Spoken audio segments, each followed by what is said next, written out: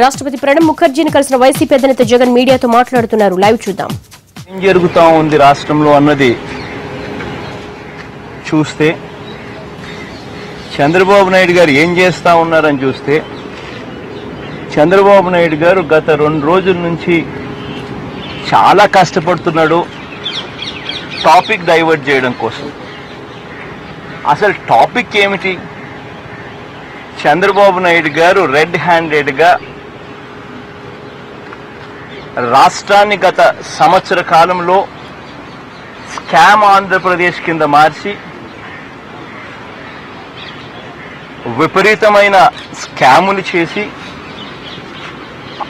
ఆంధ్ర రాష్ట్రంలో సంపాదించిన ఈ కరప్ట్ డబ్బును, స్కామ్ డబ్బును తీసుకొని వచ్చి విచ్చల విడిగా ఈ డబ్బును వెదజల్లి ఎమ్మెల్యే ఒక ఎమ్మెల్సీ గెలవాలంటే 18 మంది ఎమ్మెల్యేలు కావాలి. దాదాపుగా 8-9 మంది ఎమ్మెల్యేలకు 5 కోట్ల నుంచి ఒక్కొక్కరికి 20 కోట్ల దాకా ఆఫర్లు చూపి చివరకు ఒక ఎమ్మెల్యేకు 5 కోట్ల రూపాయల డబ్బు వెదజల్లుతూ డబ్బుతో రెడ్ హ్యాండెడ్గా పట్టుబడి అదే జరిగేటప్పుడే ఆ డబ్బు ఇస్తా ఉన్న ఆ వ్యక్తి కూడా చంద్రబాబు నాయుడు గారిని ఫోన్లో కూడా కలిపి, ఫోన్లో కూడా చంద్రబాబు నాయుడు గారు నా పూర్తి ప్రమేయంతోనే జరుగుతూ ఉంది, నాకు అన్ని పూర్తిగా నాకు బ్రీఫింగ్ ఇచ్చినారు మా వాళ్ళంతా, నాకు అన్నీ తెలిసినాయి, నా ప్రమేయంతోనే జరుగుతూ ఉంది, వాళ్ళు ఏదైతే ఇచ్చారో నేను పూర్తిగా ఆనర్ చేస్తాను ఆ కమిట్మెంట్ను అని చెప్పి చంద్రబాబు నాయుడు కూడా ఆడియో టేపుల్లో కూడా దొరికి, ఇటువంటి పరిస్థితుల్లో కూడా చంద్రబాబు నాయుడు గారిని ఎందుకు వదిలేస్తున్నారు అని అడుగుతా ఉన్నా.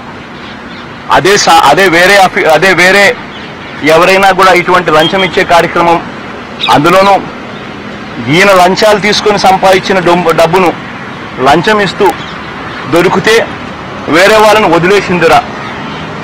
మరి వేరే వాళ్ళని వదిలేయనప్పుడు సామాన్యునికి ఒక న్యాయము, ముఖ్యమంత్రికి అయితే వేరే న్యాయము. ఇది ఎంతవరకు సమంజసము? ఇలా రెడ్ హ్యాండెడ్గా పట్టుబడ్డ వ్యక్తిని కేవలం ముఖ్యమంత్రి కాబట్టి ఆ వ్యక్తి తప్పించుకునేదానికి అవకాశం ఇవ్వడం ఎంత మటుకు ధర్మం అని అడుగుతా ఉన్నా. ఎందుకు ఆ వ్యక్తిని అక్యూజ్డ్ A1 కింద ఎందుకు చేర్చడం లేదు అని చెప్పి గట్టిగా డిమాండ్ చేస్తా ఉన్నాం.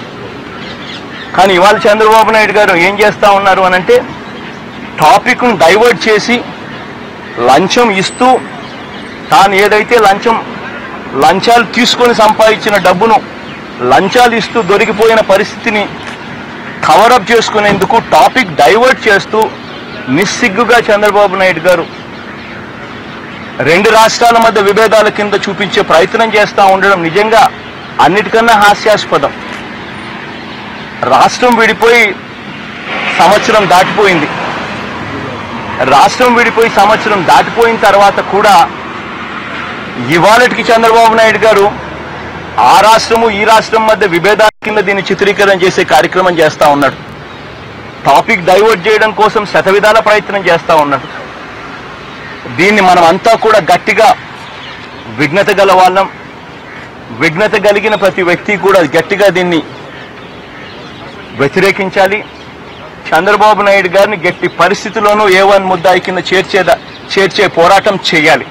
అప్పుడే సామాన్యునికి ఒక న్యాయం, ముఖ్యమంత్రికి వేరే న్యాయం అన్న పరిస్థితి నుంచి అందరికీ ఒకే న్యాయం అన్న పరిస్థితులకి సమాజం అన్నది వస్తుంది.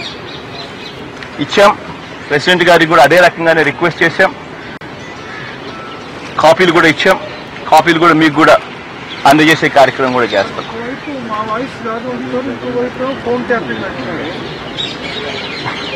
నిజంగా అక్కడే చంద్రబాబు నాయుడు గారు మీరు అన్నట్టుగా ఒకవైపునేమో చంద్రబాబు నాయుడు గారు ఫోన్ ట్యాపింగ్ అంటా ఉన్నాడు. ఫోన్ ట్యాపింగ్ అని చెప్పి చంద్రబాబు నాయుడు గారు ముఖ్యమంత్రిగా నా ఫోన్ నుంచి తెలంగాణ గవర్నమెంట్ ట్యాప్ చేసింది అని అంటున్నాడు. అంటే దాని అర్థం ఏమిటి? దాని అర్థం వెరీ క్లియర్గా చంద్రబాబు నాయుడు గారు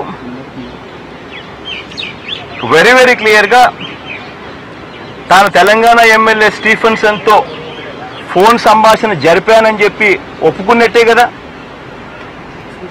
మరి చంద్రబాబు నాయుడు గారు ట్యాపింగ్ అనేది వేరే విషయం, దాని మీద ఏదైనా ఏదైనా ఎంక్వైరీ చేసుకున్నది వేరే విషయం.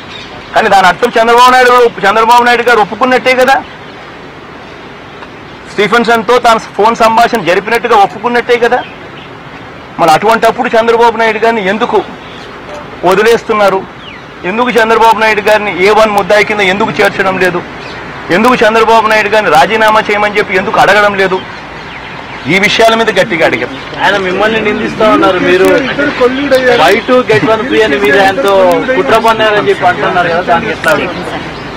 నాకు నిజంగా ఒక్కటి ఆశ్చర్యం అనిపిస్తా ఉంది. మేము మిమ్మల్ని అడుగుతున్నా, అసలు చంద్రబాబు నాయుడు గారు జగన్ అనేదానికి దీంట్లో అవకాశం ఎక్కడుందని అడుగుతా ఉన్నా. అసలు నాకు దానికి సంబంధం ఏమిటో నేను అడుగుతా ఉన్నా. చంద్రబాబు నాయుడు గారు లంచం ఇస్తా ఉన్నాడు. చంద్రబాబు నాయుడు గారు టీఆర్ఎస్ ఎమ్మెల్యేకి, అంటే గవర్నర్ చేత నామినేటెడ్ అయితే ఆల్మోస్ట్ మోరల్లెస్ టీఆర్ఎస్ ఎమ్మెల్యేనే. చంద్రబాబు నాయుడు గారు ఆల్మోస్ట్ టీఆర్ఎస్ ఎమ్మెల్యేకి లంచం చంద్రబాబు నాయుడు గారు ఇస్తూ పట్టుబడ్డాడు. మరి చంద్రబాబు నాయుడు గారు లంచం ఇస్తూ పట్టుబడితే కుట్ర చంద్రబాబు నాయుడు గారు చేస్తూ పట్టుబడ్డారా, లేకపోతే వేరే వాళ్ళు ఎవరైనా కుట్ర పడినట్ట?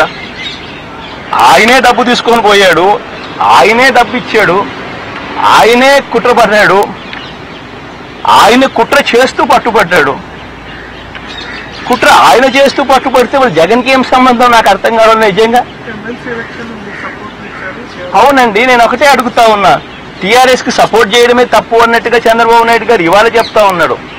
రాష్ట్రం విడిపోయి సంవత్సరం అయిపోయింది. తెలుగువారు ఎక్కడ ఉన్నా కూడా కలిసికట్టుగా ఉండాలి అన్నది గట్టిగా వైఎస్ఆర్ కాంగ్రెస్ పార్టీ ఎప్పుడూ నమ్ముతా ఉన్న సిద్ధాంతం. ఇవాళ రాష్ట్రం విడిపోయి సంవత్సరం అయిపోయిన తర్వాత ఇవాళ వైఎస్ఆర్ కాంగ్రెస్ పార్టీ ఎవరికి సపోర్ట్ చేస్తే చంద్రబాబు నాయుడు గారికి ఏమంట? మాకు బుద్ధి పుట్టినోళ్ళ మేము సపోర్ట్ చేస్తాం. రాష్ట్రం విడిపోయి సంవత్సరం అయిపోయింది. ఇదే చంద్రబాబు నాయుడు గారు వరంగల్కి పోతారు. వరంగల్లో ఇదే చంద్రబాబు నాయుడు గారు అంటారు, నేనిచ్చిన లేఖ వల్లే రాష్ట్రం విడిపోయింది, విడగొట్టగలిగాము అని చెప్పి చంద్రబాబు నాయుడు గారు అంటారు. మరి ఇదే చంద్రబాబు నాయుడు గారు ఇచ్చిన లేఖ వల్లే రాష్ట్రాన్ని విడగొట్టినప్పుడు మరి చంద్రబాబు నాయుడు గారు ఈ రకంగా మాట్లాడే హక్కు అధికారం ఎక్కడుంది? ఇదే చంద్రబాబు నాయుడు గారు కదా పార్లమెంట్లో తన ఎంపీల చేత ఓటు వేయించి మొట్టమొదటి ఓటు మేమే వేశాము అని చెప్పి ఇలా చేతుల పైకెత్తి చూపించిన వ్యక్తి ఇదే చంద్రబాబు నాయుడు గారు కాదా? మరి ఇదే చంద్రబాబు నాయుడు గారు ఇవాళ రాజకీయ అవసరాల కోసం టాపిక్ డైవర్ట్ చేయడం కోసం రాష్ట్రం విడిపోయి సంవత్సరం అయిపోయిన తర్వాత తెలుగువాడు ఎక్కడున్నా కలిసి ఉండాలి అన్న ఆలోచన చేయకుండా ఇప్పుడు కూడా భావోద్వేగాలను రెచ్చగొట్టి ఇది రెండు రాష్ట్రాల మధ్య విషయంగా చిత్రీకరణ చేసి తాను తప్పించుకోవాలని ప్రయత్నం చేయడం నిజంగా ఇది కరెక్ట్ అయిన రాజకీయాలేనా?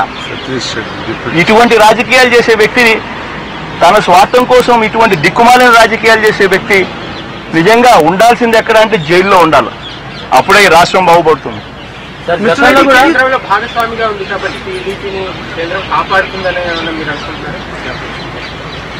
కాపాడకూడదు అని గట్టిగా మేము అడగడానికి, విన్నవించడానికి, డెమోక్రసీని కాపాడండి అని చెప్పడానికి ఇవాళ వచ్చాం.